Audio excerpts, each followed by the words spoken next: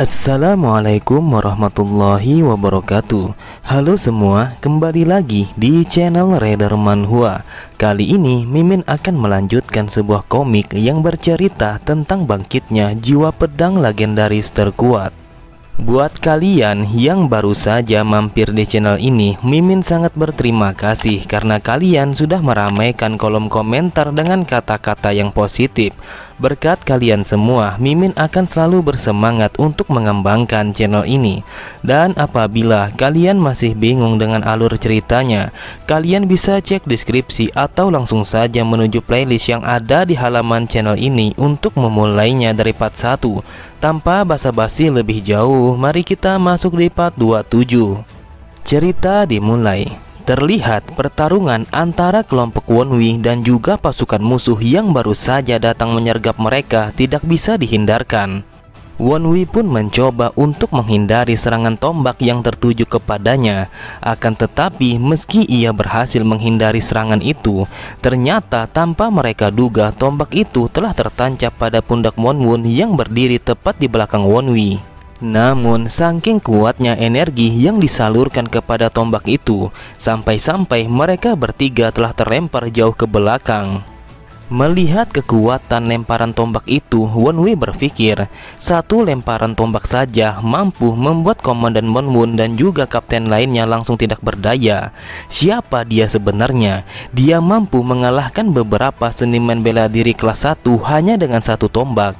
Dia memiliki kekuatan yang sangat luar biasa. Yang melemparkan tombak itu adalah orang yang berdiri di belakang. Untuk bisa menguasai kemampuan sehebat itu, sudah pasti dia adalah seorang seniman bela diri yang selevel dengan Blue Star ataupun Elder tertinggi. Haruskah aku mempertaruhkan nyawaku untuk melawan mereka? Jika iya, maka aku akan bisa memberi waktu kepada Hayon untuk melarikan diri. Kemudian terdengar Sodam yang mengatakan kalau Wonwi lebih baik melarikan diri daripada mempertaruhkan nyawanya hanya untuk mereka. Wonwi pun berpikir apa yang dikatakan oleh Sodam memang benar adanya. Entah kenapa aku harus berpikir seperti anjing yang setia kepada kultus ini. Aku harus mengutamakan diriku sendiri daripada bertaruh menyelamatkan mereka. Kalau aku melompat ke dalam jurang ini, maka peluang selamatku sangatlah kecil. Namun meskipun sekecil itu, akan tetapi masih ada harapan untuk aku bertahan hidup. Kemudian Wonwi terdiam saat mendengar salah satu dari mereka yang mengatakan, apakah di antara kalian ada seorang wanita yang bernama Big Hayon? Apabila kalian tidak ada yang membuka mulut, maka kami akan membunuh kalian semua. Dan jika kalian menyerahkan wanita itu kepada kami, sudah pasti kami akan membiarkan kalian pergi dari sini. Kemudian setelah melihat ekspresi dari wajah pasukan Wonwi yang begitu tegang, sambil berteriak ia kembali berkata, aku melihat dari sorot mata kalian kalau wanita itu ada di sini. Jadi serahkan wanita itu sekarang juga. Di sisi yang lain, terlihat Monwon yang melepaskan tombak itu dari tubuhnya. Meskipun ia menahan rasa sakit akibat dari serangan itu, namun ia tetap saja untuk bersiap menghadapi pasukan musuh yang datang menyerang mereka. Lalu Wonwi bergumam, dari yang aku lihat kalau Komandan Monwon telah bersiap bertarung sampai mati. Kalau dibiarkan begini, maka kami semua akan mati. Kemudian Wonwi pun berbisik kepadanya, wahai komandan, sebisa mungkin aku akan mengulur waktu dan kau kaburlah bersama nona muda ke tempat yang paling jauh. Meskipun Monwon mencoba menahannya, namun Wonwi tetap saja berjalan menuju kepada mereka dengan tatapan yang penuh percaya diri. Di dalam hatinya ia berkata, mungkin saja ini terlihat gila, tetapi jika aku tidak mampu melawan mereka, maka aku akan terjun ke dalam jurang itu. Lalu terdengar salah satu dari pasukan musuh yang berkata, apabila tidak ada yang menjawab di mana wanita itu berada, maka kalian semua akan kami bunuh satu persatu. Tiba-tiba saja ia langsung terdiam ketika mendengar Wonwi yang berkata, "Sepertinya kalian bukan berasal dari aliansi Murim. Jadi kenapa kalian mencoba untuk menghancurkan kami?" Terlihat mereka sangatlah terkejut karena ia tidak menyangka kalau Wonwi mengatakan hal yang seperti itu. Namun orang itu mengatakan kalau mereka adalah bagian dari aliansi Murim. Kemudian Wonwi berkata, "Jika kau memang berasal dari aliansi Murim, sudah pasti kau tidak mungkin mengatakan akan melepaskan kami jika kami menyerahkan Hayon kepada kalian. Apa yang kalian katakan tidaklah masuk di akal." Semua orang pastinya tahu tujuan utama dari aliansi Murim, yaitu untuk memusnahkan kultus Blood sampai ke akarnya. Tetapi kalian hanya mengincar satu orang saja. Sudah pasti kalian bukanlah dari aliansi Murim. Dengan santainya ia menanggapi apa yang dikatakan oleh Wonwi. Ia pun berkata, "Apakah kau bodoh? Bukankah sangat banyak orang-orang aliansi di gunung ini? Apakah kau tidak sayang dengan nyawamu?" Lalu Wonwi berkata, "Kenapa kau terlalu terburu-buru sedangkan kau berada di pihak yang sama seperti mereka? Salah satu orang kami telah mengiring kami ke dalam jalan ini. Lalu kami menyadari kalau orang itu adalah mata-mata karena dia telah menyebarkan Thousand Mel. Tetapi serbuk itu sangat berbeda dari yang digunakan oleh pasukan musuh yang mengintai gunung ini. Aku yakin kalau Ganggil adalah mata-mata yang telah kau kirim. Sepertinya tidak ada gunanya lagi untuk menyembunyikan ini karena kau sudah sadar kalau ada seorang mata-mata di antara kalian. Aku yakin kalau kau mengetahui bahwa kami bisa menemukan Hayon dengan mudah." Bukannya merasa takut, akan tetapi Wonwi hanya tertawa. Ia berkata, "Aku sangat berterima kasih berkat ucapanmu. Sekarang aku mengetahui kalau di sisi kami sudah tidak ada lagi mata-mata yang bersembunyi. Kalau memang masih ada mata-mata di antara kami, pastinya kau tidak perlu bertanya lagi di mana nona muda berada." Mendengar ocehan Wonwi, dengan kesalnya ia berkata, "Aku tahu kau sedang berusaha untuk mengulur waktu, jadi aku akan membunuhmu terlebih dahulu." Akan tetapi dia langsung terdiam ketika Wonwi yang kembali berkata, "Apakah kalian dikirim oleh Nona Yehyang?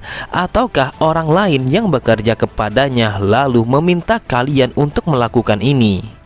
Terlihat mereka semua tidak menyangka kalau Yehyang telah mengirim sebuah pasukan untuk menangkap adiknya sendiri demi mendapatkan sebuah kedudukan sebagai pemimpin kultus selanjutnya. Kemudian karena rencana mereka telah diketahui oleh pasukan Hayon, ia pun langsung memerintahkan semua pasukannya untuk membunuh semua orang yang ada di hadapan mereka, meskipun orang itu adalah Nona Hayon. Dengan sangat kuat, ia pun langsung melemparkan tombaknya tepat menuju kepada Wonwi yang berdiri di hadapan mereka. Namun dengan mudahnya Wonwi pun menangkap tombak itu. Ia bergumam, "Aku bisa menangkap lemparan tombak ini dengan menggunakan energi inti bawaan yang mengalir dari pusat dantianku." Tidak hanya sampai di situ saja, Wonwi pun langsung melemparkan tombak itu kepada pasukan Yehyang dengan sangat kuat. Lalu ia berteriak kepada Monwon untuk melarikan diri dan membawa nona muda ke tempat yang lebih aman. Di dalam hatinya ia berkata, satu-satunya cara untuk bertahan hidup dari kejaran mereka adalah melarikan diri dengan secepat mungkin. Namun tombak yang Wonwi lemparkan masih dengan mudahnya ditangkap olehnya. Lalu ia berkata, "Kau terlihat seperti seniman bela diri kelas 1, tetapi kau masih mampu menangkap tombakku." Dengan tatapan mata yang tajam dan bersiap melemparkan tombak itu kepada Wonwi, ia kembali berkata, "Meskipun kau begitu mengesankan, akan tetapi aku tidak akan bisa membiarkanmu untuk pergi meninggalkan tempat ini." Terlihat tombak yang ia lemparkan telah mengeluarkan aura membunuh yang begitu kuat, sampai-sampai Wonwi pun tidak mampu untuk bergerak dan menghindari serangan itu. Ia begitu panik. Di dalam hatinya ia berkata, "Seharusnya aku melarikan diri sejak dari awal dan tidak bersikap santai kepada mereka. Dengan jarak sedekat ini, mana mungkin aku mampu menghindari serangan itu? Apakah ini adalah akhir dari kehidupanku yang kedua?" Akan tetapi Wonwee begitu lega setelah kecepatan tombak itu telah dihentikan oleh sang Galma. Ia berkata, "Apa yang kau lakukan cukuplah bagus. Kau rela mempertaruhkan nyawamu demi keselamatan nona muda. Kau memiliki mental dan keberanian yang cukup tinggi di usiamu yang masih semuda ini." Sambil melirik kepada Hayon, ia bergumam, "Apa yang terjadi? Mengapa ia ada di sini? Bukankah aku meminta kepada mereka untuk melarikan diri?" Kemudian Hayon pun menjelaskan kalau ia dengan sengaja bersembunyi di balik bebatuan untuk memastikan tidak ada satu orang pun mata-mata yang tersisa di antara mereka. Dengan kesalnya, Wonwee pun berkata di dalam hatinya, "Bahkan Master Hanbika juga ada di sini. Mereka dengan sengaja menipuku untuk memastikan apakah aku seorang mata-mata. Aku tidak pernah menyangka kalau rencana untuk berpencar menjadi 3 kelompok adalah rencana yang salah." Terlihat pasukan Yang sangatlah terkejut karena mereka tidak menyangka kalau elder kedua telah memihak kepada Hayon, sedangkan yang mereka tahu kalau Galma sangatlah dekat kepada Yang.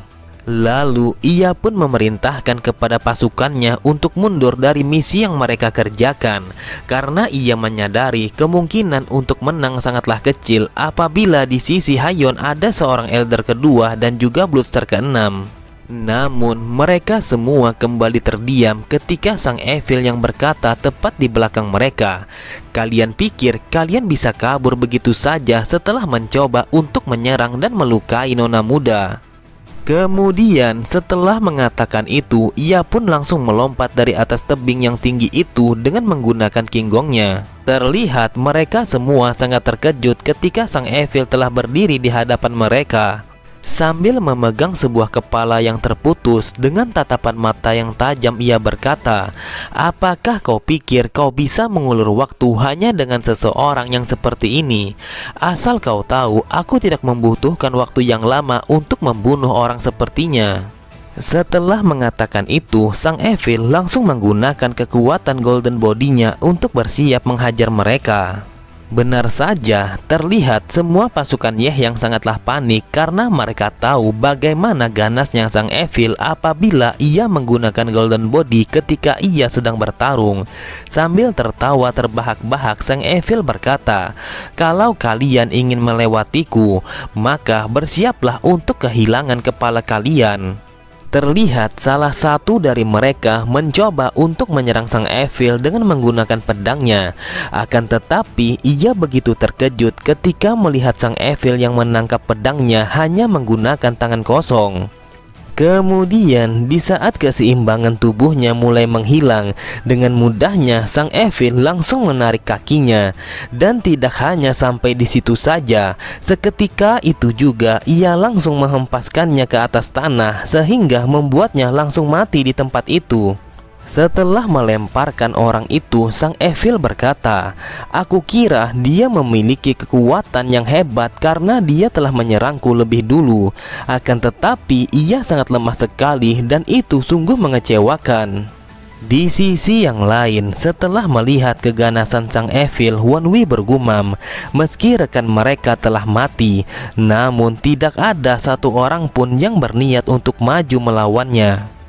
Aku pun sangat mengerti mengapa mereka sama sekali tidak berani untuk melawannya, karena sang Evil memiliki aura yang sangat mengerikan layaknya seekor binatang yang sangat buas. Kemudian pemimpin dari pasukan Yang langsung berjalan melewati mereka semua. Ia berencana untuk melawan sang Evil dengan cara 1 lawan 1. Sambil tertawa ia berkata, "Evil, sang penghancur, panggilan itu sangat cocok untuk orang sepertimu. Aku tidak menyangka akan bertemu denganmu di tempat yang seperti ini.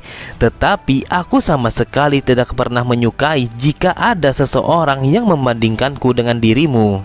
Namun belum sempat ia melanjutkan kata-katanya, terlihat sang Evil langsung meninjunya dengan begitu keras. Akan tetapi pukulan keras sang Evil masih mampu untuk ditahannya. Ia pun berkata, "Sungguh manusia yang tidak memiliki kesabaran. Akan aku tunjukkan bagaimana caranya menggunakan tinjuan dengan cara yang benar."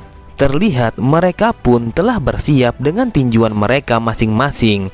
Dari tatapan mereka tidak ada keraguan sedikit pun untuk membunuh satu sama lain. Benar saja, setelah pukulan mereka telah beradu dengan begitu kuat, seketika itu juga pukulan mereka telah memancarkan aura yang begitu dahsyat.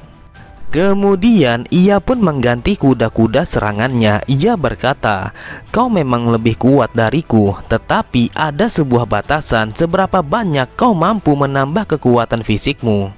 Setelah mengatakan itu, ia pun menggunakan tinjuan 1000 bayangan dan mencoba untuk mengecoh pergerakan sang Evil. Akan tetapi sang Evil hanya tertawa ketika melihat serangan yang seperti itu. Ia tahu bahwa sekian banyak tinjuan yang tertuju kepadanya hanyalah sebuah tipuan. Tetapi dari sekian banyak tinjuan itu, hanya satu yang benar-benar asli. Dengan mudahnya sang Evil memblokir serangan itu hanya menggunakan telapak tangannya. Bukan hanya sampai di situ saja, ia juga berkali-kali menahan tinjuan yang tertuju kepadanya. Lalu ia pun merubah kuda-kudanya dan bersiap untuk menyerang balik apabila pertahanan orang itu telah terbuka. Ia pun begitu panik setelah melihat sang Evil telah bersiap untuk menyerangnya apabila ia membuat kesalahan dalam pergerakannya. Benar saja, seketika itu juga ia pun terkena pukulan sang Evil dengan begitu telak tepat di bagian perutnya. Namun ia pun tidak mau kalah. Meski ia telah terkena pukulan sang Evil, akan tetapi ia juga melakukan serangan balik dengan sebuah tinjuan, meskipun tinjuan itu tidak ada artinya bagi sang Evil. Sambil tertawa sang Evil berkata, "Apakah hanya segini saja kemampuanmu? Asal kau tahu, semua serangan yang kau banggakan sama sekali tidak ada rasanya." Wonwi yang memperhatikan duel mereka, ia bergumam, orang yang menggunakan masker itu ia juga memiliki teknik seni bela diri yang lumayan hebat. Tetapi apabila dibandingkan dengan sang Evil, sudah jelas dia sangat jauh di belakangnya. Aku sama sekali tidak bisa memalingkan mataku dari pertarungan yang mereka mainkan. Iron pun berkata, "Entah bagaimana mengatakannya, aku yakin kalau Master Hojang Dai tidak akan mampu mengalahkannya apabila ia berada di level yang sekarang ini." Teknik pukulan yang ia gunakan mungkin saja terlihat sangat sederhana, akan tetapi pukulan itu telah mengandung massa yang setiap saat kekuatannya akan terus meningkat. Kemudian Wonwi kembali berpikir setelah Galma telah memuji sang Evil dengan mengatakan kalau ia telah menjadi jauh lebih kuat daripada biasanya. Aku tidak menyangka kalau Galma telah memujinya. Namun meskipun ini hanyalah sekedar pujian biasa, tetapi entah kenapa aku merasa sangat bangga sekali. Terlihat semua pasukan musuh menjadi panik karena kapten mereka telah gagal melawan sang Evil.